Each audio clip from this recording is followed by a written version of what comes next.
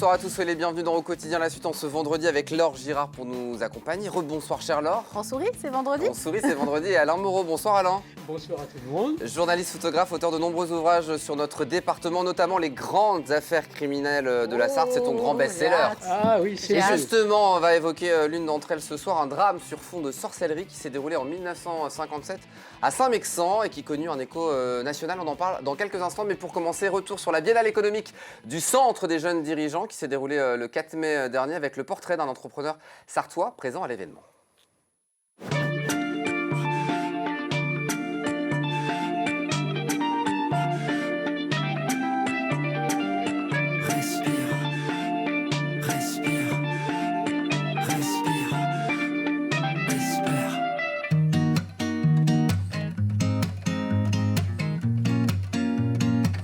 Machin Bidule, c'est une agence de design, de communication et d'intelligence collective qui est basée au Mans et qui existe depuis 14 ans.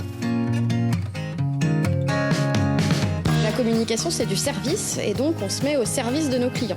S'ils vendent du shampoing, on est chargé de vendre plus de shampoing. Donc le problème, c'est que nous, dans la vie, moi, j'ai pas envie de vendre plus de shampoing, j'ai pas envie qu'il y ait plus de plastique, j'ai pas envie qu'il y ait plus de déchets, j'ai pas envie de ça. Et donc contribuer à ça, pour moi, c'est une forme d'incohérence.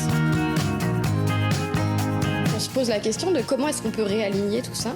Et la solution, c'est finalement en essayant le plus possible de choisir nos clients. Si on partage le même combat, si plus ils vendent, plus on y gagne, et plus la planète y gagne, et plus les citoyens y gagnent, et plus les hommes et les femmes y gagnent, on a tout gagné et on a rempli notre objectif.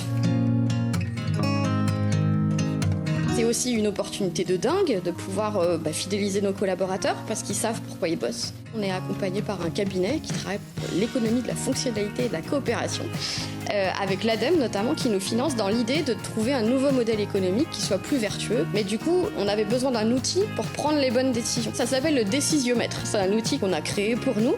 En fait, quand le téléphone il sonne et qu'on nous demande de travailler pour quelqu'un, on le passe au filtre de ces quelques questions qui sont est-ce que ça rentre dans notre mission, est-ce qu'on a envie de le faire, puis après des choses plus techniques et pratiques. Si tout ça c'est oui, ou s'il y a un seul non d'ailleurs, alors on peut y aller.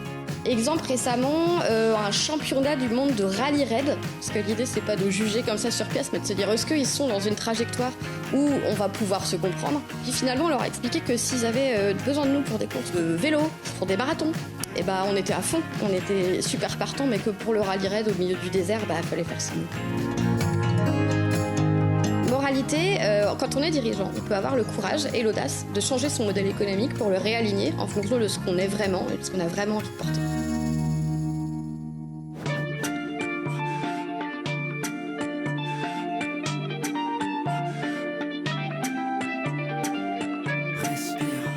Voilà pour ces rendez-vous autour, évidemment, de l'événement de la Biennale économique du Centre des jeunes dirigeants. À présent, c'est l'heure de notre rendez-vous histoire avec le grand, l'unique Alain Moreau. On va évoquer avec toi ce soir l'une des grandes affaires criminelles de la Sarthe, issue de cet ouvrage du même nom que tu as sorti il y a quelques années. Cette affaire s'appelle Les Ensorcelés de Saint-Mexan. L'histoire prend place le samedi 14 décembre 1957 sur la commune de Saint-Mexan, quand le docteur Bouygues est appelé pour constater un décès au sein de la ferme des Binetières. Eh oui, alors le médecin rentre dans la pièce, il constate effectivement le décès d'un jeune homme de 18 ans qui a l'air en pleine forme et on lui dit que le jeune homme en question est mort brusquement. Alors il se livre bien sûr à un petit examen et tout de suite il prend peur et il referme sa trousse, il quitte les lieux rapidement. Il va voir les gendarmes. Et il s'en va directement à la gendarmerie de la Fêterie-Bernard. Parce qu'il a cru trouver sur le cou du jeune homme des traces de strangulation. Ah ouais. Alors, évidemment. Alors voilà. que s'est-il réellement passé du coup? Alors ça, on va le savoir alors quand les gendarmes vont arriver et puis quand la famille, sans plus rien cacher, va raconter l'histoire. Alors, vous savez, dans les années 50, la pseudo-sorcellerie garde de beaux restes, comme on disait, surtout dans la Sarthe et encore plus dans la Mayenne. On croit beaucoup aux envoûtements. Ah. Eh oui. Alors, tout a commencé 10 ans plus tôt avec la disparition du chef de famille tué d'un coup de sabot de cheval. Et oui, ça arrivait, hein. Bah oui. Et ça arrive toujours d'ailleurs. Et puis d'autres faits se sont accumulés qui font penser à la famille qu'elle est victime d'un jeteur de sorts, les fameux jeteux de sorts qu'on appelait ainsi et qui existaient depuis le Moyen-Âge. Et toute la famille va y croire. toute la famille y croit. Alors on va chercher le guérisseur. Alors ça, c'est pour le veau qui est malade, c'est ça? Alors oui, il y a un animal, une fois de plus, qui passe de vie à trépas. Alors on va chercher le guérisseur, Péniguel. Alors il vient, Péniguel, il sème partout des petits tas de sel en crachant dessus, c'est plus efficace. Ouais, il a une réputation un peu particulière. Hein, Ben oui, ouais. et puis alors il attache des mouchoirs à la poignée des portes, Ouais. mais rien n'y fait. Le lendemain matin, Ida, la fille de la maison, sort, s'en va voir les animaux et elle trouve à nouveau un veau crevé. Alors elle pousse un cri, elle rentre et alors là, on est tout près du drame. Toute la famille se renferme, on ferme les volets, Oh, c'est pas vrai. on ferme tout. Et oui, on est, je vous le rappelle, en 1957 quand même. Hein. On ferme les volets, le mari d'Ida charge son fusil, ça peut toujours servir. Et puis, bah, on attend. Ida, à ce moment-là, décide de donner du sel, puisque on écarte le sort avec le sel, c'est ce qu'on croit. Hein. Alors, elle donne à manger du sel à son bambin, à son gamin de 5 ans. Le petit gamin régurgite comme il peut, puis ensuite, elle s'attaque à son frère de 18 ans, et elle lui demande de s'agenouiller devant la bassine de sel.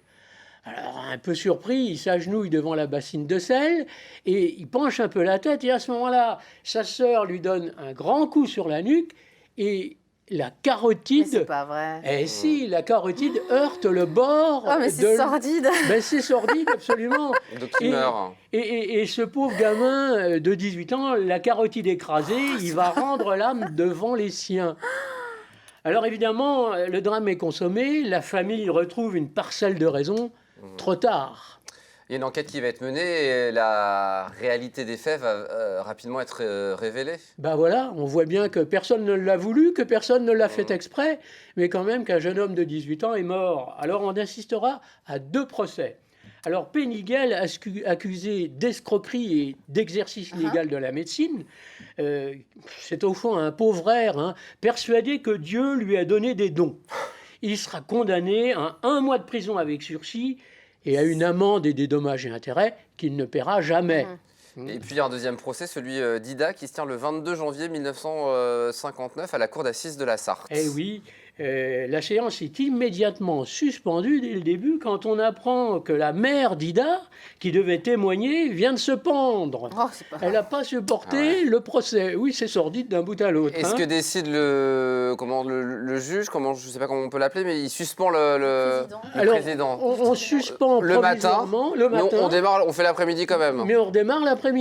Bah oui, c'est une petite suspension. Hein. Alors les débats reprennent à 2h et puis Ida parle d'une crise qui lui est venue d'un geste brutal et malheureux. Et au fond, c'est vrai, un geste brutal et malheureux. C'est un accident, mais c'est un accident lié aux superstitions. Lié aux superstitions, lié à cette idée que la sorcellerie existe depuis toujours, et voilà. Elle dit « J'ai senti comme une force me mener, j'étais condamnée, ce n'était pas moi ».